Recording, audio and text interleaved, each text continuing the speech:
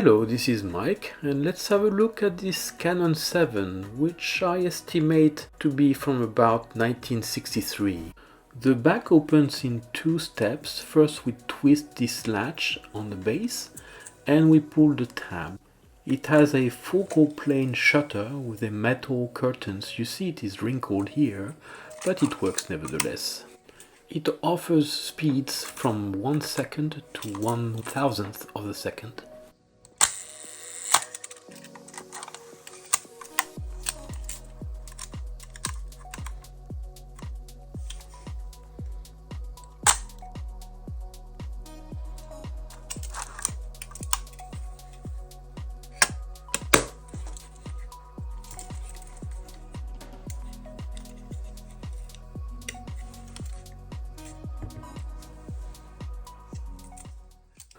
The frame counter resets to 0 when we open the back.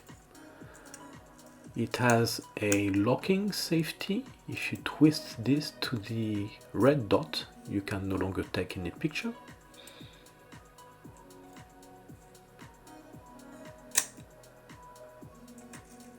And when the film is fully exposed, to rewind we have to set it to R to disconnect the mechanism and allow to rewind the film.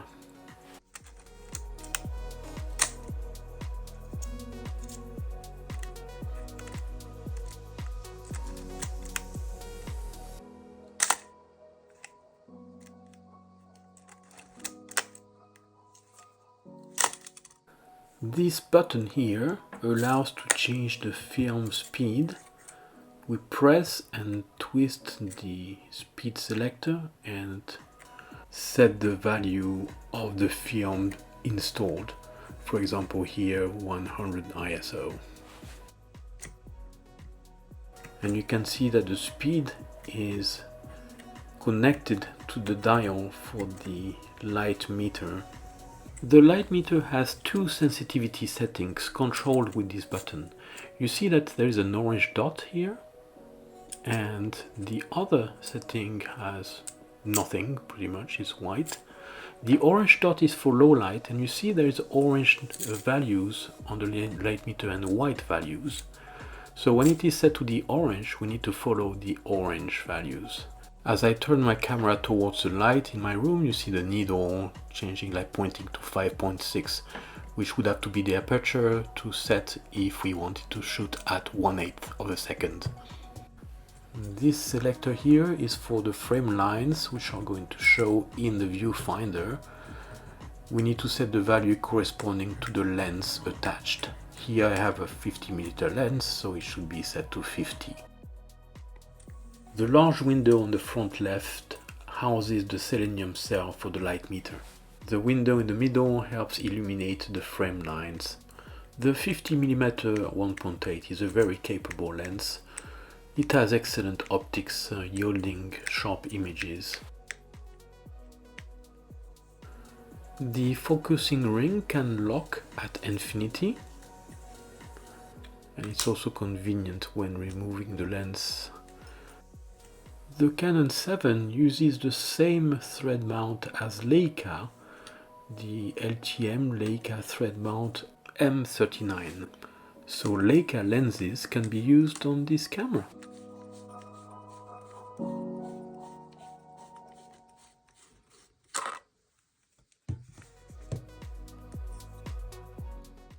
You can see that when focusing, the inner part of the lens slides in and out, like the one which is looks like brass. This in turn will push a knob on the body right here, and this is what controls the rangefinder split image. You can see on the small window here the mirror moving.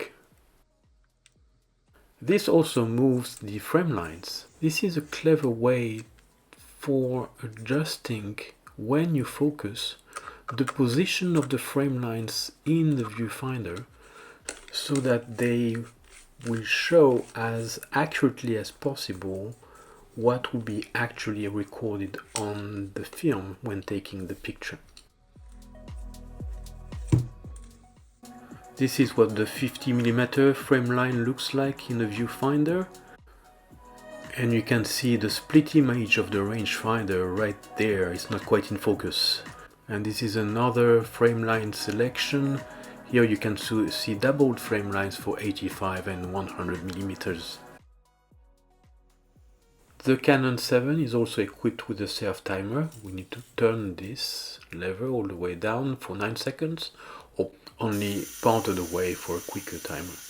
Note the shutter button, which will go down by itself.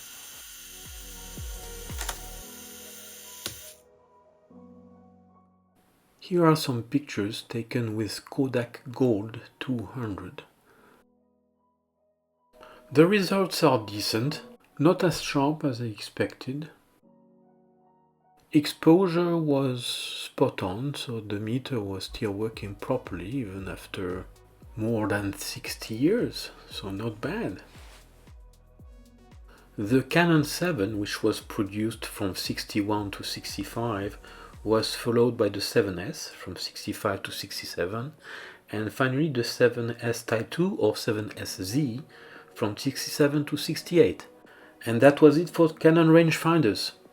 Canon stopped the production of rangefinders and focused exclusively on SLRs from then on.